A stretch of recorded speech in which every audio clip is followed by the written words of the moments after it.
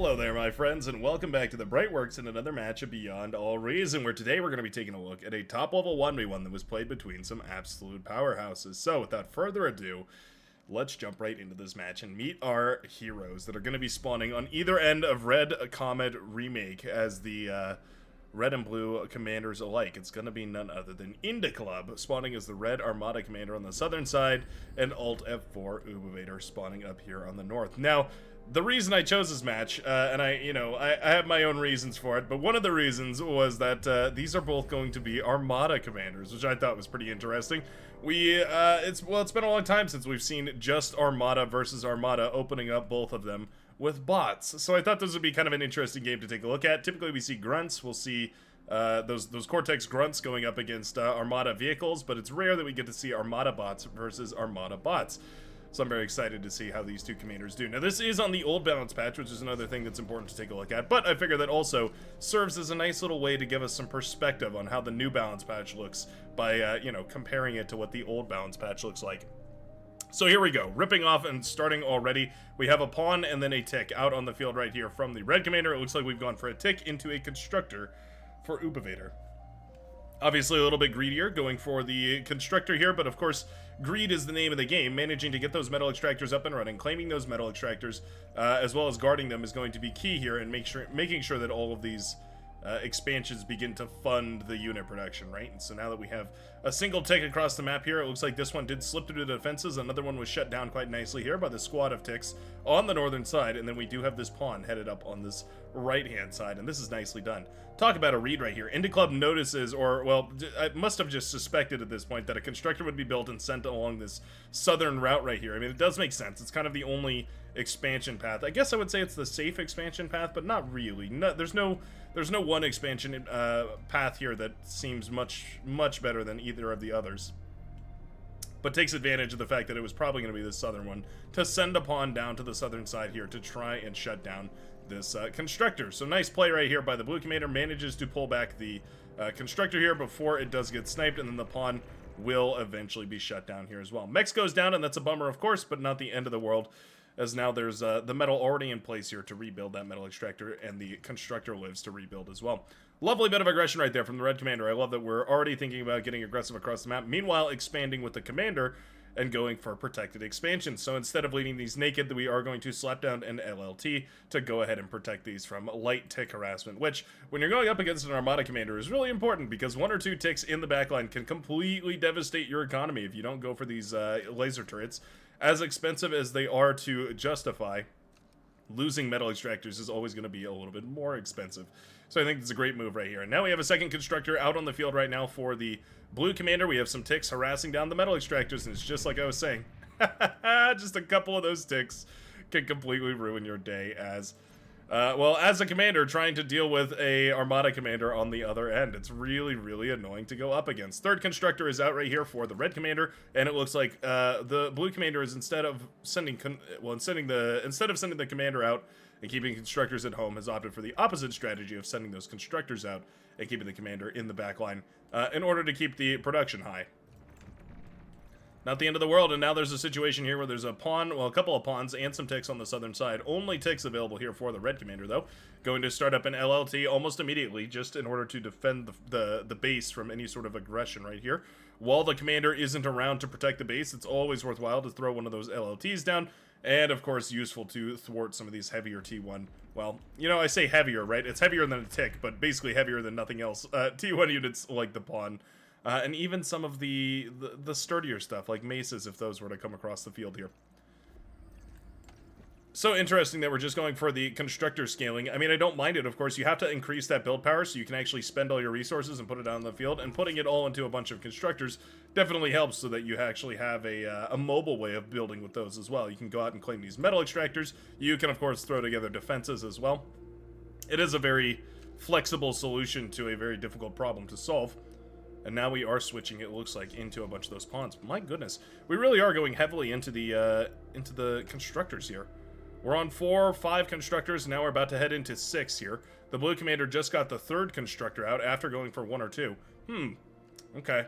Well, it's an economic benefit of about 50% right here for the blue commander, because of course the early metal extractors that were gained but the overall metal production advantage is basically 0, so it hasn't ended up playing out all too much, all too greedily here for the blue comm yet.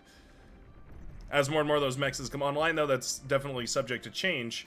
We have an idle con over here on this right-hand side. I'd love to see this continuing to expand, or at the very least build a couple of those a couple of those LLTs rather.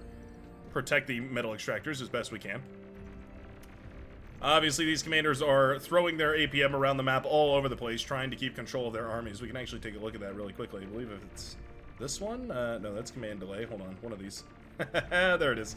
You can see that the APM here for the red commander is 38, going up against the blue commander here. It's going to be 50, so Ubervader with a little bit more action spread around the map every single second. APM in this game, it's funny because I've gotten a lot of comments from folks that are coming over from the StarCraft community, and they point out that the APMs in this game are drastically lower than the APMs in StarCraft, for instance, which easily can get into the hundreds for the pro-level players.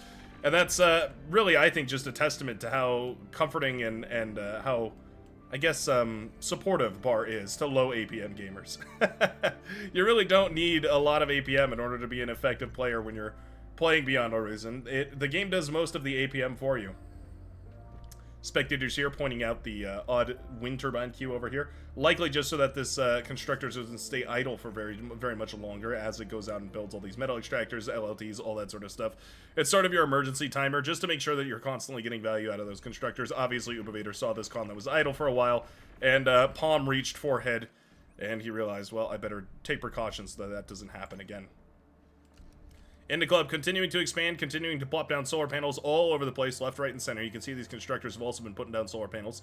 T1 solar panels, as much as I hate them in the 8v8 game, they're basically necessary in the early game here for 1v1s because you have to scale your energy production every little piece by piece as you claim every single one of these metal extractors. 1v1 maps tend to be smaller. The economic gain you get from moving out of the map tends to be a little bit smaller as well, just, you know, as a matter of scale. Mace is here to fire away at the pawns, doing a decent job with those plasma cannons. Obviously, it's a bit of a double-edged sword. The pawns are fast enough to avoid the maces if they want to, and fast enough to run by and do a bunch of damage. But, of course, the maces are sturdy enough to stand up against the pawns in a one-to-one fight and actually do a good bit of damage themselves. All that said and done here, those pawns did manage to kill the metal extractors and the constructor, and they're still continuing to run by here as well. Nice Q right there from the red commander. Man. Beautiful harassment from the red comm here into Club. Manages to poke down a whole bunch of those constructors and kill the metal extractors. And he's not done yet either. That single pawn is going to be making its way across the map here. This one's going to find the metal extractor over on this side as well. Love the fight command there to make sure that the pawn stops and actually kills that metal extractor before eventually being killed by the Centurion here. Maces. Ooh, struggling.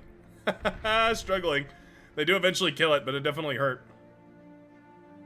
And the Club realizes, hey, wait a second, you're not a commander. I'll just go ahead and degun that down. Deguns down the constructor here, and then finishes up his own LLTs before going into another metal extractor. Nicely done.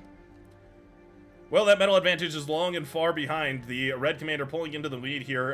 Total metal production still neck and neck between these two commanders, but the blue commander now has an over 100% metal production advantage, largely in part because of these res bots that have been put out on the field, but res bots obviously create huge issues later down the line because they are so good at reclaiming these bad boys, the medium tanks, which are now rolling out on the field as well, and are going to wreak havoc on the sturdier bots right here that the blue commander has gone for. So, two different philosophies going on right here. We have a vehicle transition from the blue commander who is going to try and push through with the maces, trying to get a good surround on Indy Club while pressuring the production line to keep reinforcements back.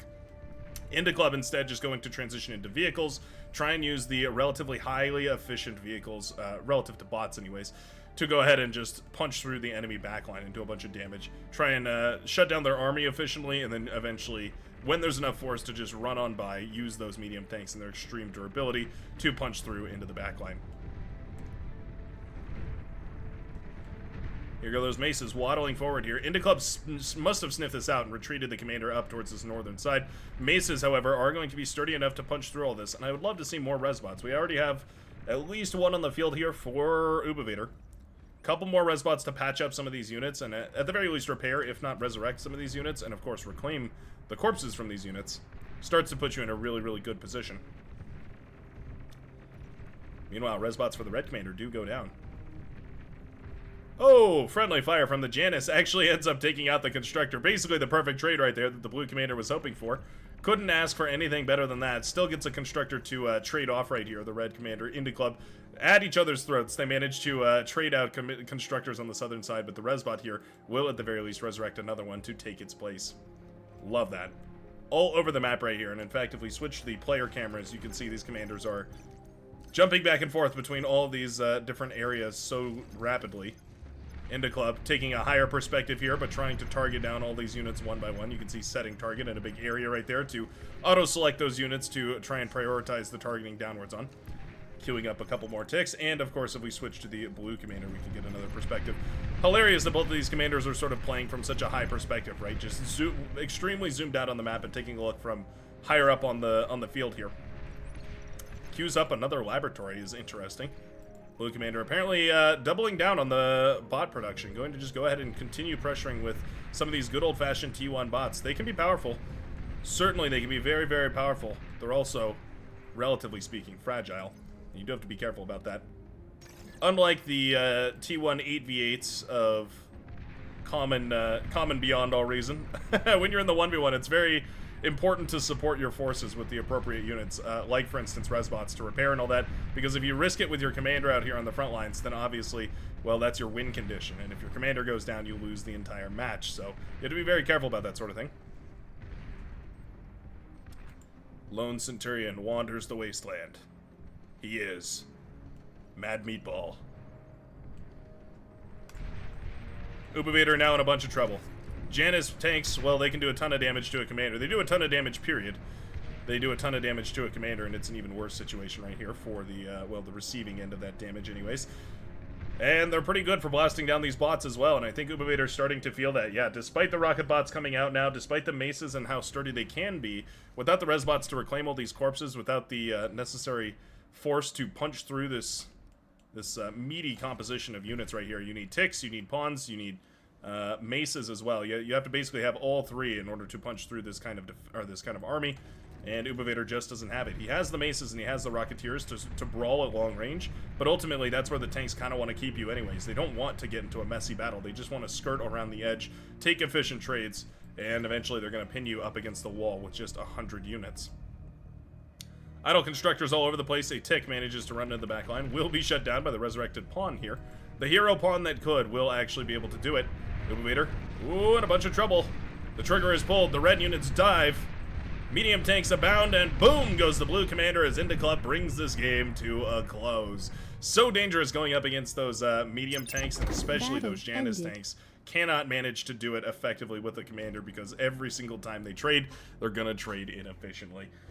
What a quick match between these 1v1 heroes. Let me know what you thought about it down below in the comment section, and I hope to see you again in the very next game of Beyond All Reason. Peace out, everybody, and have a good one.